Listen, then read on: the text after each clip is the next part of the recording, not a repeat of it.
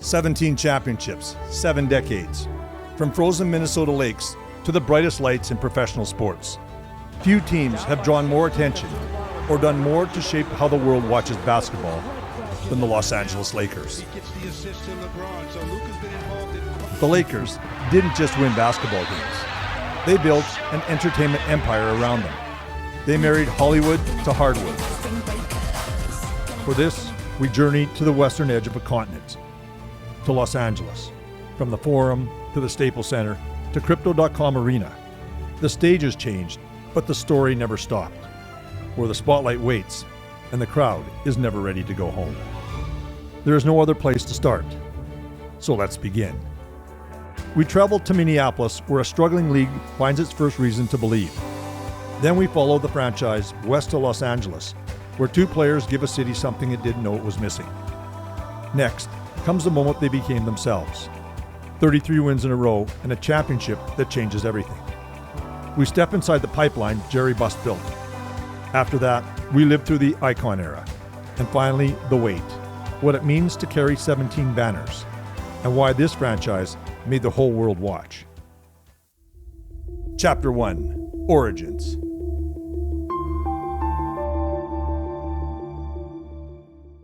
Professional basketball in 1947 is not a major sport. It is a regional curiosity. The Basketball Association of America has just launched. It needs credibility.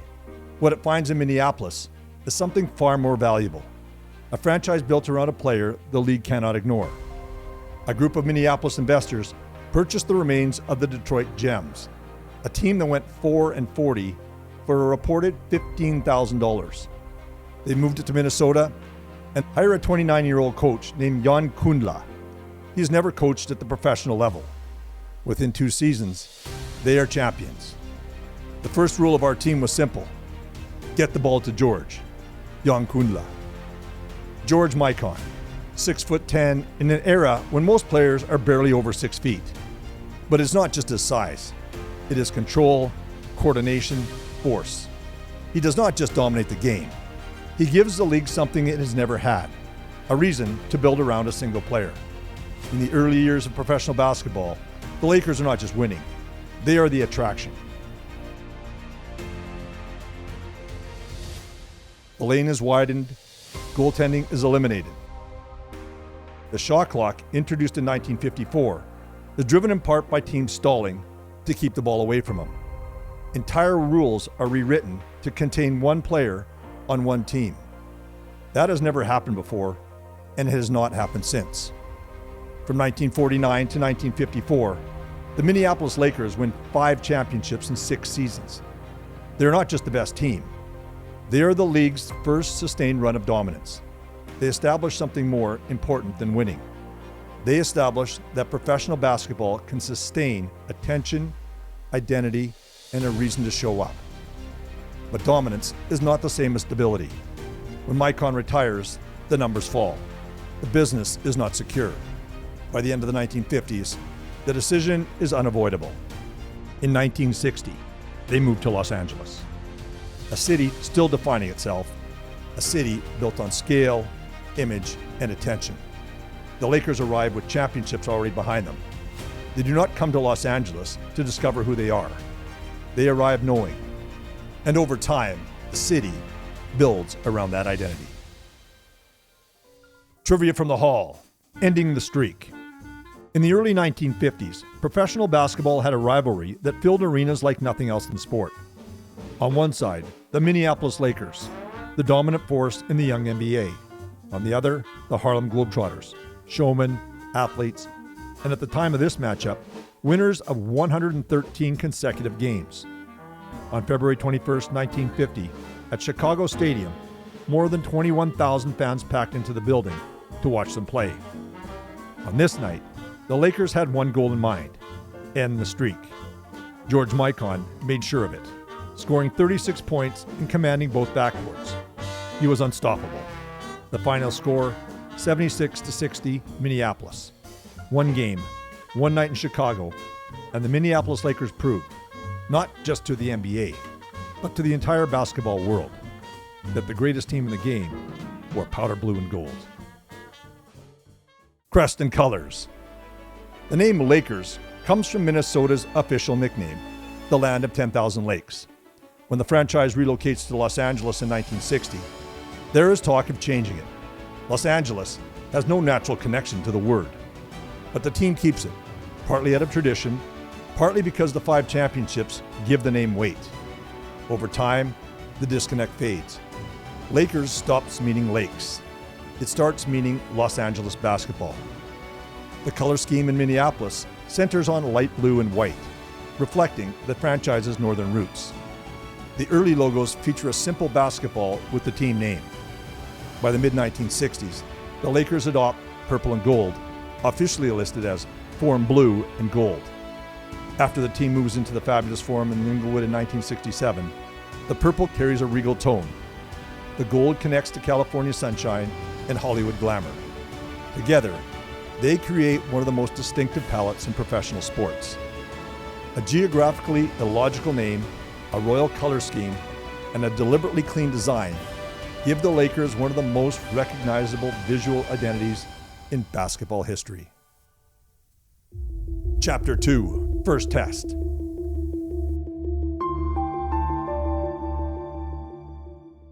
The Lakers arrive in Los Angeles in 1960, and the challenge is immediate. The Los Angeles Dodgers have already arrived. The Los Angeles Rams are established. College football is everywhere. Professional basketball has no foothold on the West Coast. The Lakers are playing in a borrowed arena, in a city that did not ask for them.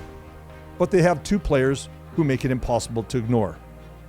Elgin Baylor is already on the roster when the team moves, a 6'5" forward from Seattle University. He is ahead of the game, the way he moves, the way he finishes through contact. That same year, the Lakers draft Jerry West out of West Virginia with the 2nd overall pick. West becomes the most complete guard of his era. Together, Baylor and West give Los Angeles something it did not have, a reason to watch. But they run into the same problem every time: Boston. Between 1962 and 1970, the Lakers reached the NBA Finals 7 times. 6 of those series are against the Celtics. They lose all 6. And in 1969, West averages 37.9 points per game, wins Finals MVP, and still leaves without a title. It is a decade of excellence without a result. And this is where most franchises break. The Lakers do not. Attendance grows, the city keeps showing up. The quality of play builds credibility, even without championships. That is their first test, and they pass it by surviving to become something more. Trivia from the Hall: the man in the logo. The NBA logo is one of the most recognized symbols in professional sports. A silhouette, a player mid-dribble, moving left, slightly crouched, in total control. It has appeared on every piece of official NBA merchandise since 1969. And for decades, the league said nothing about who it was. The logo was designed by Alan Siegel, a young graphic designer hired to give the NBA a cleaner identity ahead of its merger with the ABA. Siegel selected a photograph of Jerry West, taken during his playing days with the Lakers, as the model for his silhouette. The lines matched what the NBA wanted to project: elegance, athleticism, command. Siegel has said publicly that it is West. West himself has confirmed it.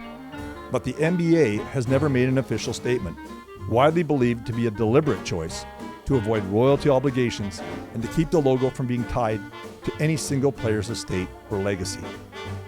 West has spoken about it, neither demanding credit nor pretending it isn't him.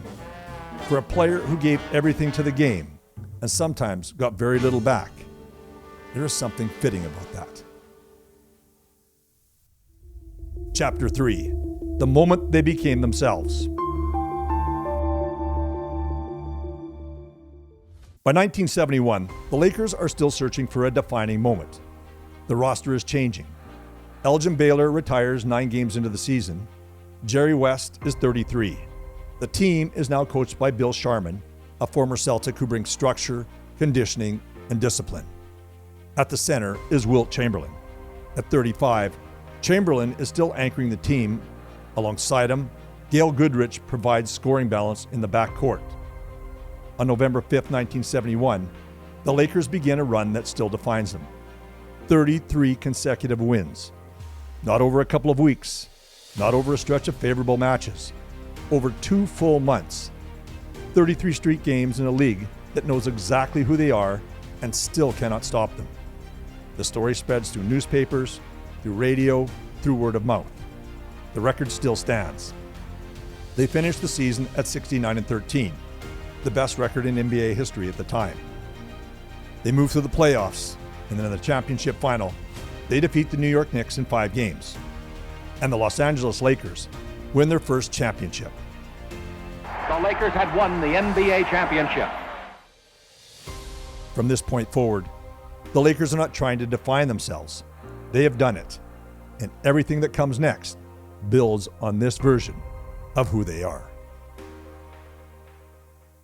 If you're the kind of person who stays through the losses to see how the story turns out, that's who this channel is for. Subscribe to the Hall of Teams. Chapter 4, The Pipeline.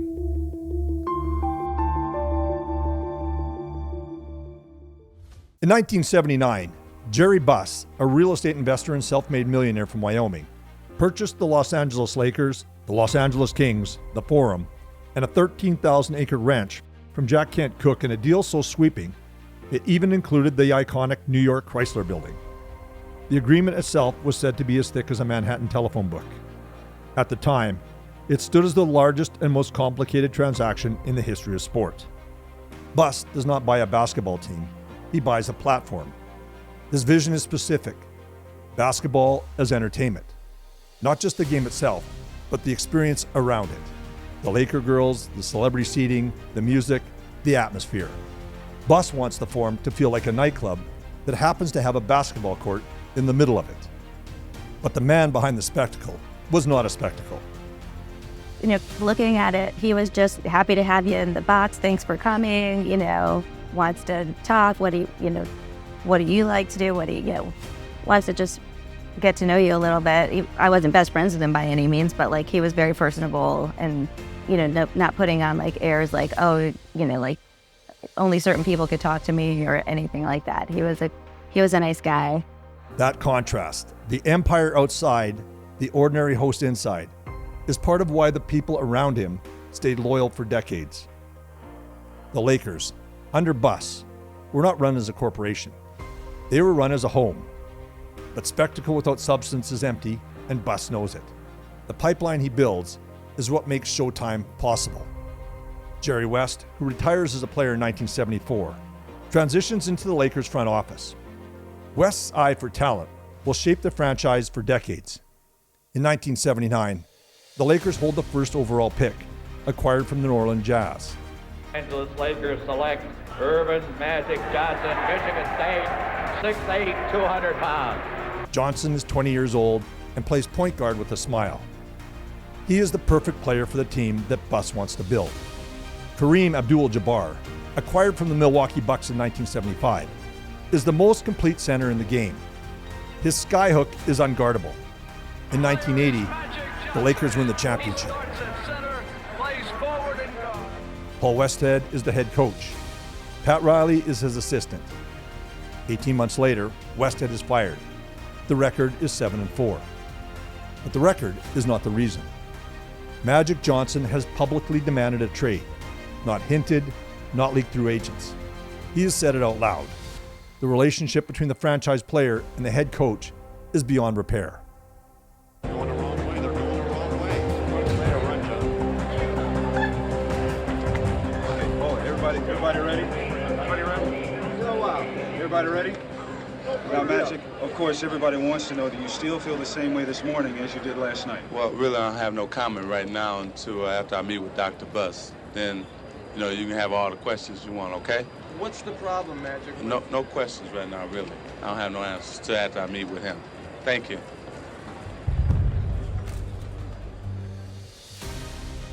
The next day, November 19th, 1981, Paul Westhead was fired as head coach of the Los Angeles Lakers. It doesn't seem that long ago that we were winning a world championship. and I say adios to the people of Los Angeles. But the transition is not clean. Jerry Buss first turns to Jerry West, who briefly takes the role, but has no interest in coaching long-term. Riley, the assistant coach, steps in, not as anyone's first choice, but as the man left standing when the dust settles.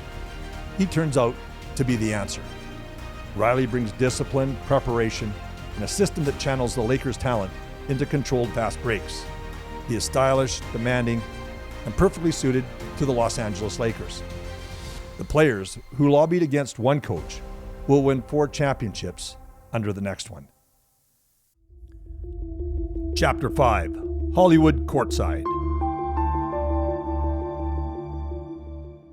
When Jerry Buss bought the Lakers in 1979, a courtside seat at the Forum cost $15. 15. You could sit close enough to smell Kareem's sweat for the price of a pizza. Buss looked at that and thought, that's wrong. So he started pushing. Doubled the price, then doubled it again. 30, 60, 100. And here's the thing. Not a single person canceled. Not one. By the end of the Showtime era, a single courtside seat was generating over $10,000 a year. That's a 16 times increase in under a decade. Buss had turned a folding chair into the most exclusive real estate in Hollywood. But here's where it gets good. Those 124 courtside seats, they weren't owned by the Lakers. They were owned by the ticket holders. And when the team moved from the Forum to the Staples Center in 1999, every single holder transferred their seats to the new building. So Buss, the man who created all of this, he tried to buy his way onto his own floor. Offered premium buyouts to every courtside holder. And the answer from every single one of them was no. The owner of the Los Angeles Lakers watched his own team from a luxury suite. Meanwhile, Jack Nicholson, season ticket holder since 1970, the man who had it written into his movie contracts that he wouldn't work during home playoff games. Jack sat on the sideline, Lou Adler, the music producer, right next to him. Diane Cannon, jumping out of her seats in the front row since the late 60s. These people had something the owner of the franchise couldn't buy. And that's the ultimate proof of what Jerry Buss built. He made the Lakers so valuable, so desirable, that he priced himself out of his own product. The courtside seats at a Lakers game became one of the things in Los Angeles that money and power couldn't guarantee. Not a bad return on a $15 ticket. Chapter 6, The Icon Era.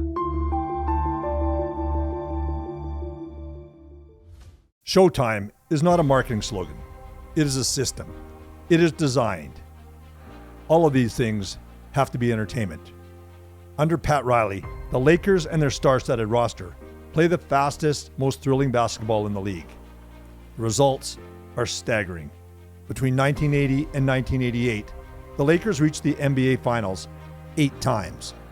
They win 5 championships: 1980, 1982, 1985, 1987, and 1988. The 1987 squad, which goes 65-17 in the regular season, is widely recognized as one of the 5 best teams in NBA history. The 1988 title makes them the first team to repeat as champions since the 1969 Celtics. But Showtime does not exist in a vacuum. It exists in Boston. The Lakers and Celtics meet in the finals 3 times in the 1980s, 1984, 1985, and 1987. The rivalry is the most commercially and competitively significant in NBA history during that decade, credited with developing the league's television ratings surge. Boston wins in 1984. Los Angeles wins in 1985 and 1987. LA comes to Boston and wins the world title. The rivalry does not just define the teams. It defines the NBA. The Showtime era ends in the early 1990s. Magic Johnson retires in 1991 after announcing he has contracted HIV. Riley leaves. The Lakers miss the playoffs in 1994, a rarity for the franchise. But the pipeline activates again. In 1996, the Lakers signed Shaq O'Neal as a free agent from the Orlando Magic, receiving a precedent-setting contract. And they acquired Kobe Bryant on draft night, a 17-year-old guard out of Lower Merion High School in Pennsylvania. Phil Jackson, the former Chicago Bulls coach, arrives in 1999. O'Neal is the most physically dominant player since Chamberlain. 7'1", 325 pounds, unstoppable at the rim. Bryant is the most relentless competitor since Jordan. Jackson runs the triangle offense and manages two superstar egos with a combination of Zen philosophy and tactical brilliance. The combination produces a three-peat: championships in 2000, 2001, and 2002. Then the partnership fractures. O'Neal is traded to Miami in 2004, but the Lakers rebuild again, winning back-to-back championships in 2009 and 2010. The latter, a 7-game finals victory over the Boston Celtics. 5 championships in the 1980s, 3 more from 2000 to 2002. 2 more in 2009 and 2010. Each era looks different. Each era has different stars. But the organizational pattern is the same. Acquire elite talent, build a system around it, win. That pattern is the Lakers' actual identity. The stars change. The method does not. Behind the bench, from Cedar Rapids to Hollywood.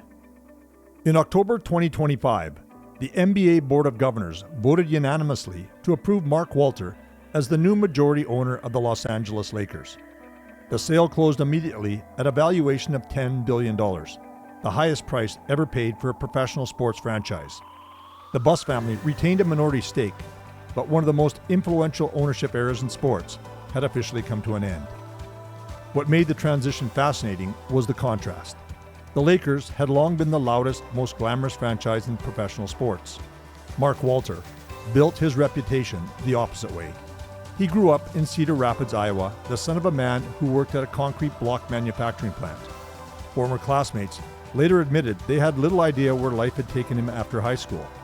When Walter purchased the Los Angeles Dodgers in 2012, the announcement press conference was reportedly only the second formal interview he had ever given. Walter became known as someone who preferred to keep his head down and work. Now the boy from Cedar Rapids runs the most glamorous franchise in American sports. The era and style changed hands. The standard did not. Chapter 7. Why They Matter.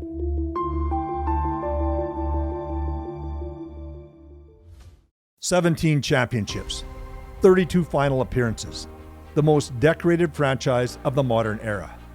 But championships alone do not explain the Lakers. The Boston Celtics hold more titles in league history. They are not the most visible franchise in the sport. The Lakers are. And the reason has less to do with what they won than with where they won it and how.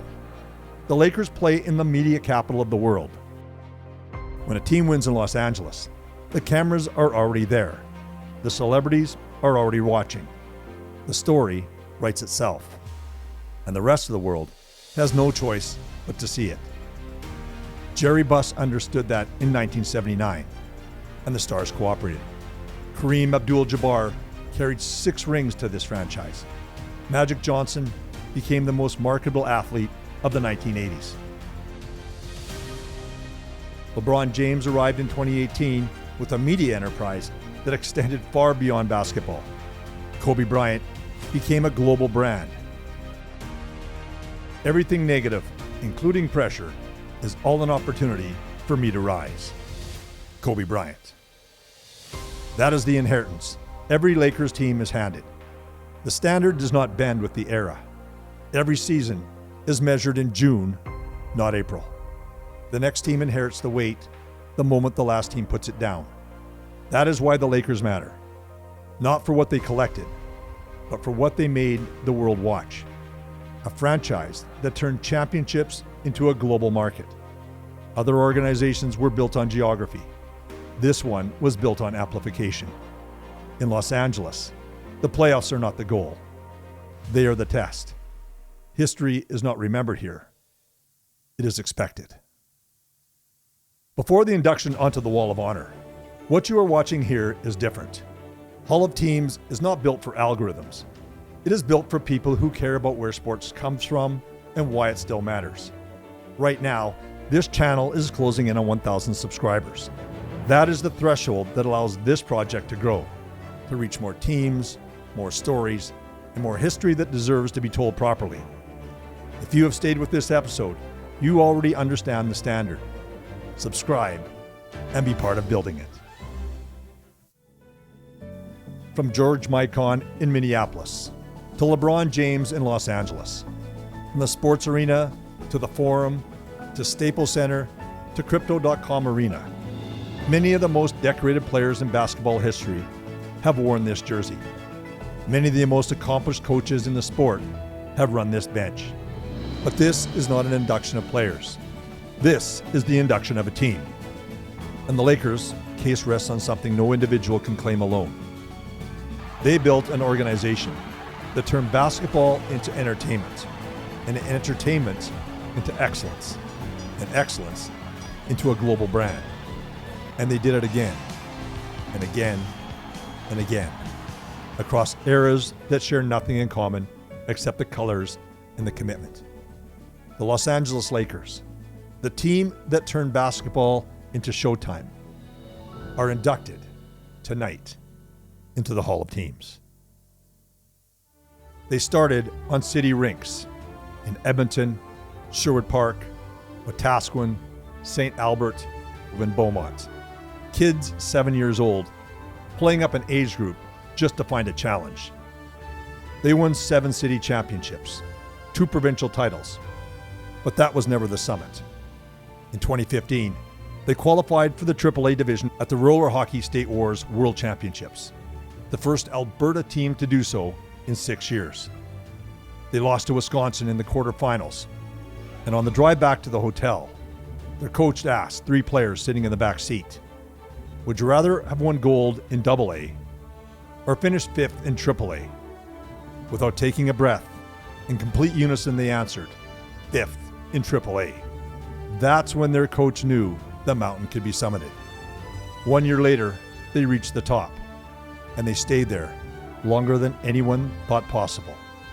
Next time on Hall of Teams, for the first time, we spotlight a youth team, a team that proved the standard does not care how old you are.